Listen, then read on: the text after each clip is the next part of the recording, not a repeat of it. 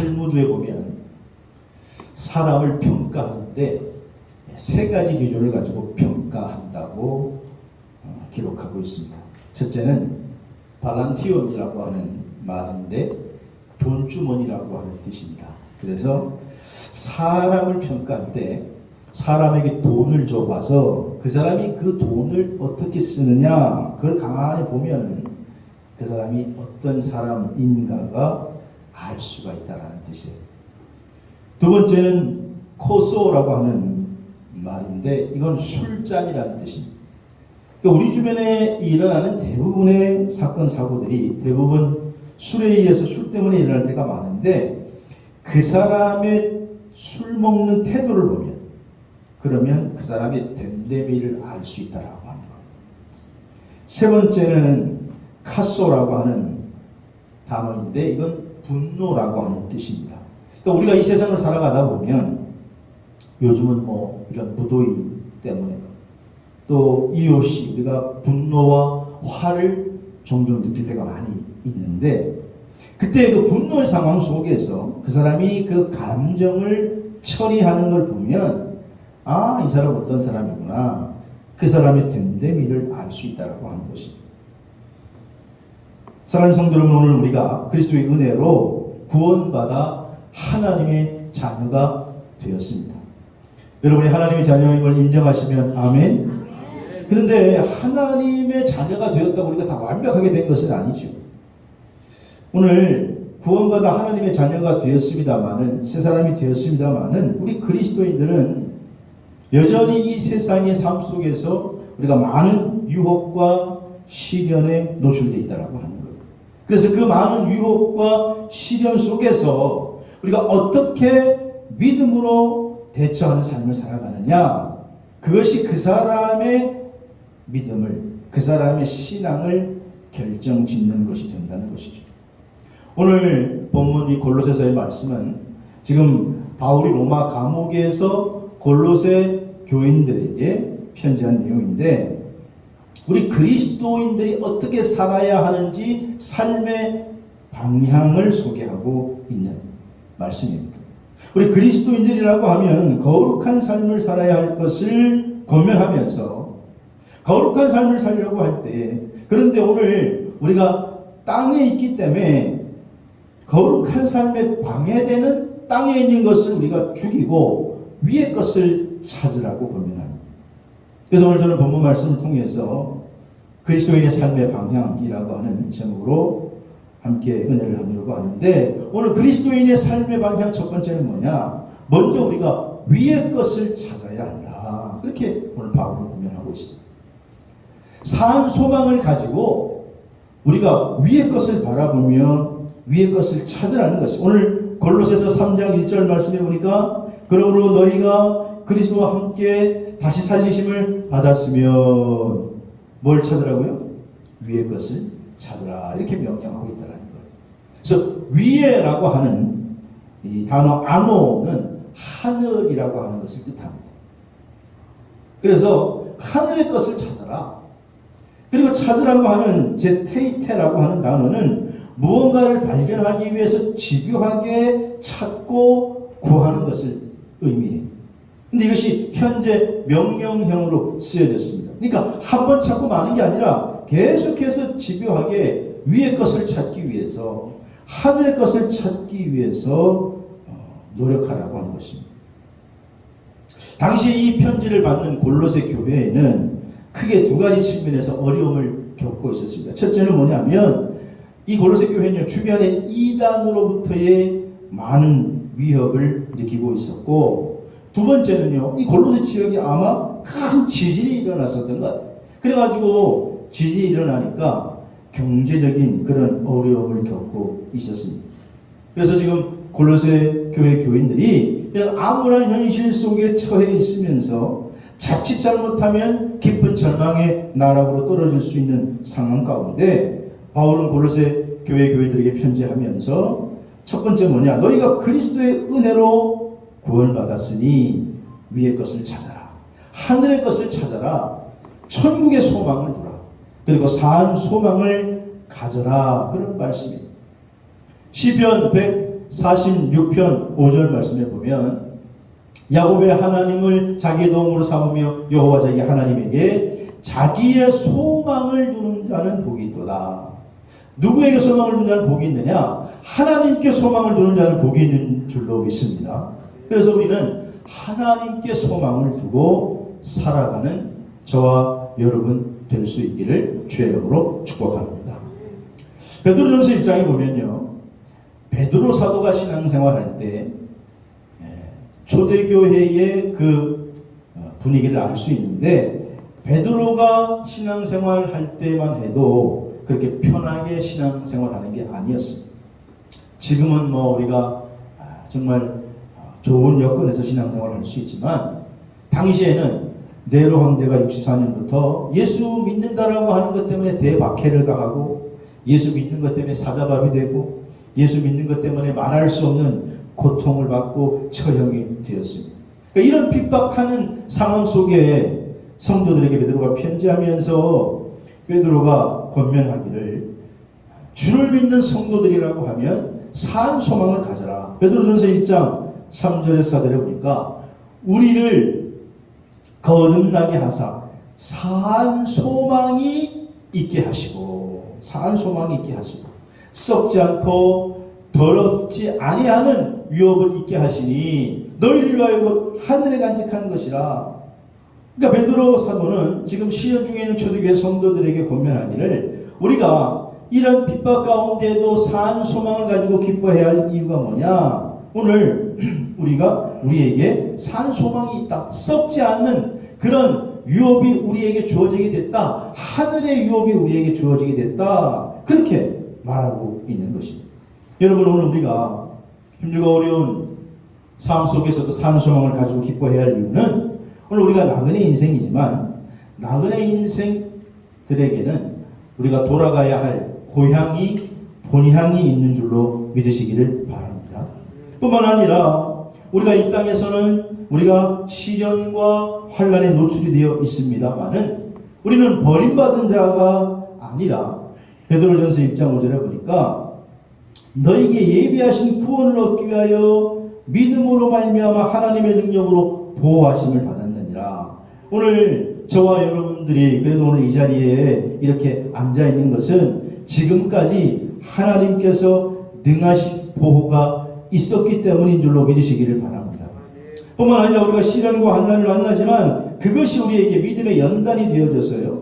믿음의 연단으로 말미암아 우리가 더 단단하게 되고, 마침내 단단하게 될 때에 그리스도께서 마지막에 칭찬과 영광과 존귀를 우리가 얻게 하려고 오늘 우리를 믿음으로 연단하신다. 그렇게 말씀하고 있다라고 하는 거예요. 결국 우리는 주 예수 그리스도 앞에 영광과 존귀를 얻기 때문에 우리는 산 소망을 가지고 살아갈 수 있다라고 하는 것입니다. 사랑하는 성도 여러분, 그러므로 여러분 주님 앞에 섰을 때에 칭찬 많이 받으시기를 주의 이름으로 축복합니다. 주님 앞에 영광자가 되시기를 축원합니다. 그래서 우리는 산 소망을 가지고 살라고 하는 거예요. 그러면 산 소망이라고 했는데, 소망에도 산 소망이 있고 죽은 소망이 있나? 죽은 소망이 있기 때문에 이렇게 말하고 있다는 거예요. 다시 말해서 거듭나지 못한 사람들, 구원받지 못한 사람들의 소망은 전부 땅에 있는 거, 썩어질 것이라고 하는 거예요. 죽으면 다 끝나는 것이에요. 그러나 우리는, 믿는 자들은 그런 소망을 뛰어넘어서 죽으면 끝나는 게 아니라 영원한 하나님 나라의 주인공이 되는 줄로 믿으시기를 바랍니다. 그래서 우리는 산 소망의 주인공들이다. 그렇게 말하고 있는 거예요. 여러분, 학문 중에 성공학이라고 하는 학문이 요즘은 있는데, 그 성공학에서는요, 행복 총량의 법칙이라고 하는 말이 있어요. 이 말을 좀 쉽게 설명하면, 우리가 성공하려고 하는데, 근데 거기에는 행복 총량의 법칙이 있는데, 그 행복 총량의 법칙이 무슨 말이냐? 우리가 어디에서 살든 무엇을 하든 또 연봉이 얼마든 다 그런 조건을 떠나서 누구나 사실은요, 같은 양의 행복이 찾아온다. 그게 행복 총량의 법칙이라는 말이에요. 근데 이 이론은 실제로 실패를 극복하고 마지막에 성공한 사람들이 인터뷰해서 다 이렇게 인터뷰를 해서 조사를 해봤더니 다 똑같은 말을 하더라는 거예요. 여기에서 계속 이어서 말하기를 성공을 하는 사람들의 이야기를 들어보니 초년에 성공하는 것, 일찍이 성공하는 것이 그렇게 복이 아니더라고 말하더라는 거예요. 오히려 이것이 인생의 3대 불행 중에 하나가 초년에 일찍 성공하는 게 상당히 불행이다 이렇게 말해요. 그게 왜 그러냐? 그 이유를 두 가지로 얘기해요. 우리는 처음부터 잘 되면, 처음부터 복 받았으면 야, 저 사람 인생 이제 팔자 폈네. 그렇게 얘기하는데 사실은 마지막에 성공한 사람들은 너무 일찍 성공하면 그건 실패할 가능성이 많다. 불행해질 가능성이 많다. 왜냐? 초년에 성공하면 실패를 통해서 배울 수 있는 교훈이 있는데 그 교훈을 못 배우기 때문에 나중에 잘못될 가능성이 훨씬 더 많다는 거예요. 두 번째는 초년에 성공을 하면 나는 뭐 이렇게 해도 되는데 뭐 하면서 교만과 자만에 빠져들기 때문에 그게 결코 나중에 복이 되지 않더라고 하는 것입니다. 여러분, 음악의 거장으로 유명한 베토벤이 어느 날 사랑하는 연인을 잃었어요. 정말 사랑하는 사람이었는데 그 여인을 잃었고 또 얼마 지나지 않아서 곧이어 자기에게 그 귀에 난청이 와가지고 음악을 하는 사람인데 귀가 먹게 되니 이것처럼 불행한 일이 어디에 있습니까? 인생을 낙심하고 힘들어하다가 목사님을 찾아갔습니다. 그래서 상담을 하면서 목사님, 왜 나에게만 이런 불행한 일이 연거푸 발생하는 겁니까? 아니 하나도 아니라 연거푸서 연인이 죽고 그리고 귀가 들리지 않으니 나는 음악을 하는데 이거 어떡하란 말입니까? 그때 목사님이 베토벤에게 조언하기를 연속된 불행이 있으면 연속된 행복도 찾아올 수 있는 것이니 너무 절망하지 마십시오. 당신에게 연속된 불행이 왔다면 이제 연속된 행복도 찾아올 수 있습니다. 그러니 너무 절망하지 마시오. 그래서 이 조언을 듣고 베토벤이 그때부터 조금씩 마음을 추스리고 음악에 정진했고 평범한 음악가가 아니라 위대한 음악의 거장이 될 수 있었다라고 합니다. 여러분이 어떤 영화를 한번 본다고 생각해 보세요. 그런데 그 영화의 끝을 이미 알고 있어요. 그 영화가 이미 해피엔딩으로 끝난다는 걸 알고 있어요. 그러면 그 영화를 볼 때 중간에 막 주인공이 고난을 당하거나 어려움을 겪는 것을 보면서 별로 마음이 쫄이지 않겠죠. 여러분 한번 춘향전을 한번 생각해봐요. 춘향전. 변사또가 말이에요. 이쁜 춘향이를 데리고 와서 모진 지금 고문을 막 하고 괴롭힙니다. 수청을 들라고. 그런데 우리가 마음 아파가지고 막 하면서도 너무 마음을 졸이지 않고 여유 있게 볼 수 있는 거는 그 결론을 알고 있기 때문에 그래요. 왜냐하면 조금 있다가 어사또 출도야, 암행어사 출도야 하고 누가 나타나요? 이도령이 나타나기 때문에 이도령이 좀 이따 나타나는 것을 우리가 알기 때문에 춘향이가 고난을 당해도 마음 편하게 볼 수 있는 거예요. 여러분, 우리 그리스도인들은요 끝을 알고 사는 인생이에요. 우리는 죽음 뒤에 끝을 아는 줄로 믿으시길 바랍니다. 하나님이 준비해 놓으신 하늘나라니 천국이 있는 줄로 믿으시기 바랍니다. 그래서 죽음 뒤에 끝을 아는 인생이라는 거예요. 그래서 우리는 고난과 시련이 찾아와도 절망하지 않는 이유는 끝을 알기 때문에 그렇다. 그러므로 사랑하신 여러분, 그리스도의 은혜로 구원받은 자의 삶의 방향은 어떠한 상황이 놓여있든지 간에 첫 번째로 먼저 위의 것을, 하늘의 것을 찾아야 될 줄로 믿습니다. 천국이 있다는 것을 믿으면 우리는 산 소망을 가지고 살아야 한다는 거예요. 지금 골로새 교인들은 어려운 상황에 처해 있어요. 그래서 바울이 그들을 위로하고 격려하고 권면하면서 신앙을 북돋아주기 위해서 편지를 썼는데 첫째로는요, 위의 것을 찾아라. 그러므로 오늘 구원받은 성도라고 하면 산 소망으로 이기시기를 주여 축복합니다. 두 번째로는 그리스도인들이 오늘 이 땅에서 살아갈 삶의 방향 두 번째는요, 땅에 있는 지체를 죽여야 한다. 육신의 영역을 십자가에 못 박아야 해. 오늘 본문 5절에 보니까 그러므로 땅에 있는 지체를 죽이라. 근데 땅에 있는 지체가 뭐냐? 곧 음란, 부정, 사욕, 악한 정욕, 탐심이니 탐심은 뭐니라? 우상숭배니라. 그랬어요. 바울은 지금 우리 그리스도인들이 버려야 할 땅에 있는 지체를 두 가지로 설명해요. 하나는 성품적인 측면, 먼저 5절은 성품적인 측면 5가지를 설명하고 8절에 가서는 우리의 행위적인 측면 5가지를 요약해서 설명해요. 근데 먼저 성품적인 측면에서 버려야 할 게 뭐냐? 땅에 있는 지체를 죽여야 하는데 음란, 부정, 사욕, 악한 정욕, 탐심 곧 우상숭배라. 그렇게. 또 행위적인 측면에서 벗어야 할 것이 있는데 8절에 보니까 이제 너희가 이 모든 것을 벗어버리라. 벗어버려야 할 게 뭐예요? 곧 분함, 또 노여, 악의, 비방, 너희 입에서 나오는 부끄러운 말. 이거를 벗어버리라.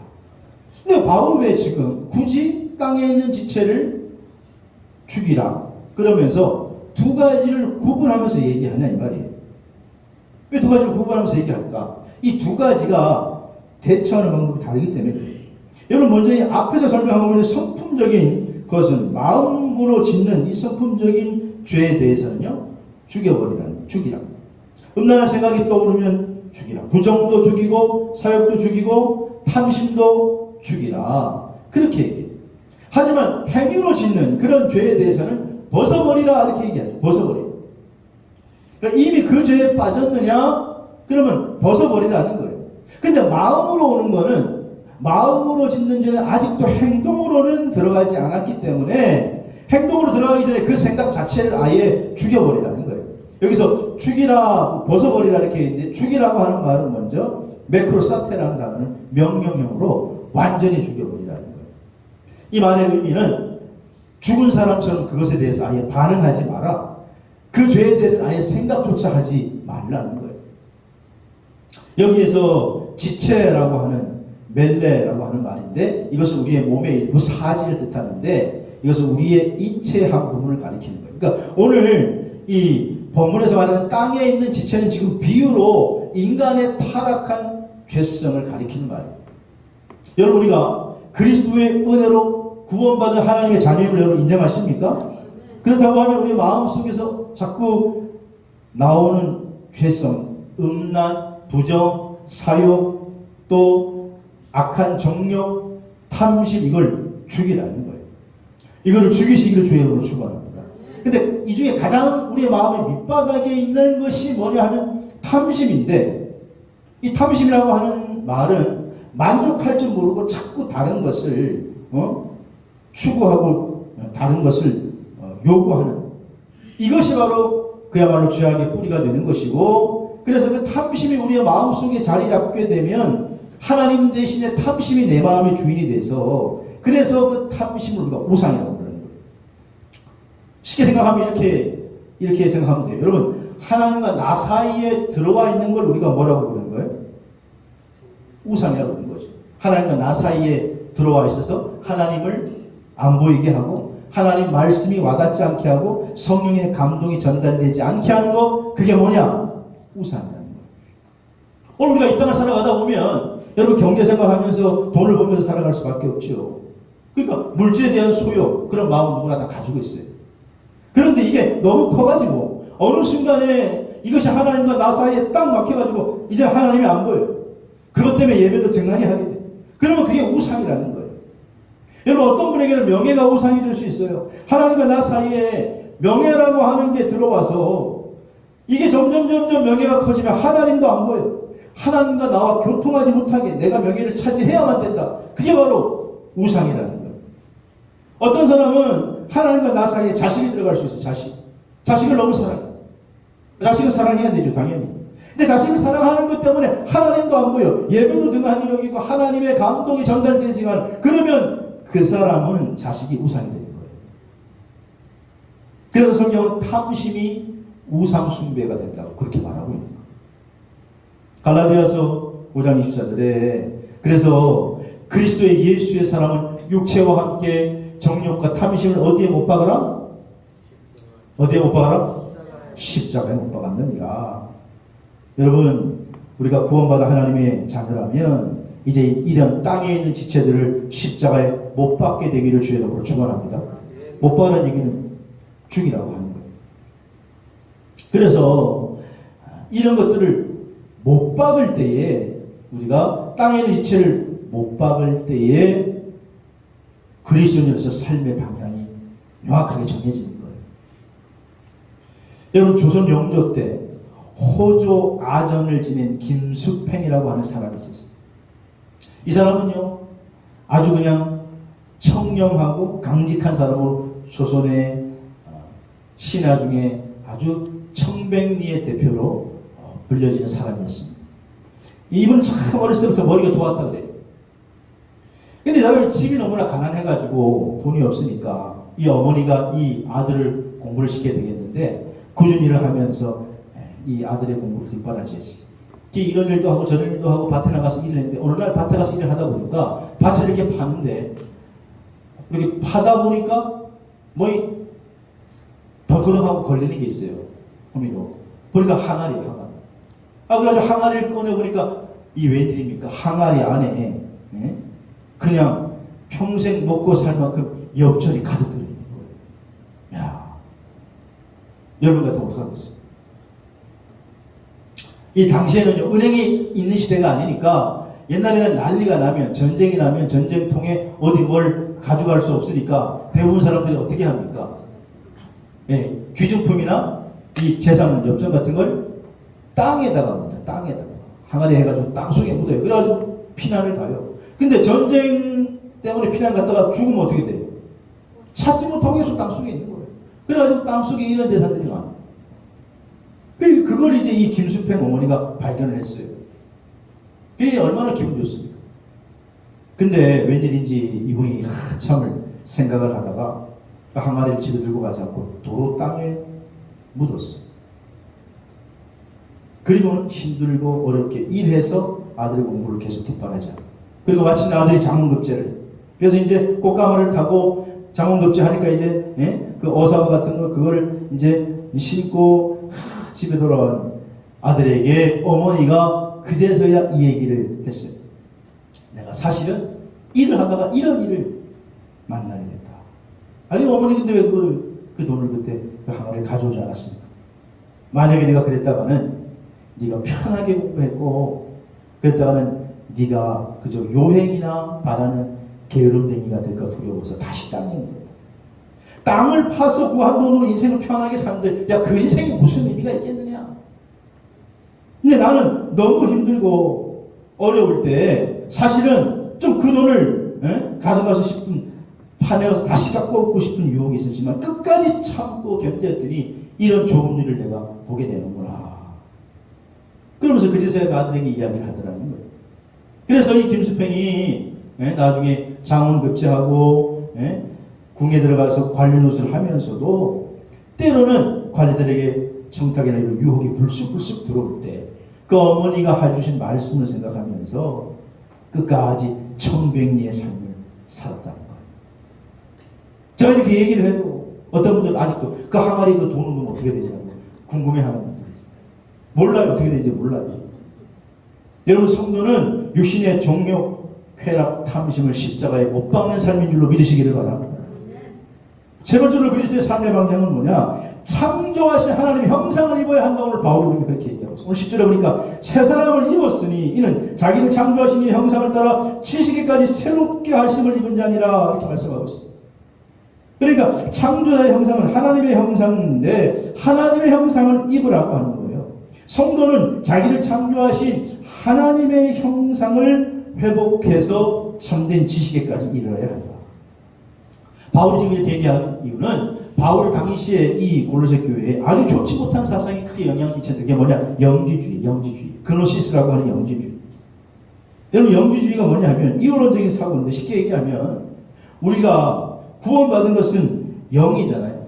그러니까 우리가 우리의 행위로 구원받은 게 아니라 믿음으로 구원받았는데 구원받은 것은 영이니까 육체는 무익하다. 어차피 육체는 무익한데 육체는 연약해서 자꾸 죄를 지을 수밖에 없으니 뭐 육체가 죄를 짓는 건 뭐 어떻게 할 수 없지 않느냐. 그래서 죄를 짓는 건, 육체가 죄를 짓는 건 당연하다. 이렇게 합리화시키는 거예요. 그래서 자꾸 그리스도인들이 도덕적인 삶에서 점점 멀어져 가게 만든 게 바로 영지주의였다라는 거예요. 이렇게 영과 육을 갈라놓는 거예요. 이런 사상이 골로새 교회에 들어와가지고 교회가 큰 혼란이 야기돼요. 아이고 어차피 뭐 육이야 무익한데 육이 약하니까 죄를 지을 수밖에 없지. 여러분 이런 생각을 가지고 있는 골로새 교회를 향해서 지금 바울이 아니다 하나님의 형상을 입어야 한다. 구원받아 하나님의 자녀라고 하면 창조의 형상을 입어야 한다. 우리가 그리스도의 은혜로 구원받아 새 사람이 된 것이 맞는데 가만히 있어서는 안 되고 이제는 구원받았다고 하면 이제는 하나님의 형상, 주님의 형상을 자꾸 닮아가야 한다라고 하는 거예요. 그래서 에베소 4장 24절에 우리 하나님을 따라 의와 진리의 거룩함으로 지으심을 입은 어떻게 새 사람을 입어라. 의와 진리가 거룩함으로 우리가 입어야 된다. 고린도전서 15장 49절에도 우리가 흙에 속한 자의 형상을 입은 것 같이 또한 하늘에 속한 이 형상을 입어야 한다. 이렇게 말씀하고 있습니다. 그러므로 사랑하는 성도 여러분, 우리는 하늘에 속한 하나님의 형상을 입는 과정이 우리의 신앙생활인 줄로 믿으시기를 바랍니다. 우리는 하나님의 형상으로 우리는 다듬어져 가는 하나님의 형상으로 우리는 만들어져 가는 사람들이라는 거예요. 사도행전 5장에 보면 우리가 잘 아는 초대교회의 아나니아와 삽비라 사건이 소개돼요.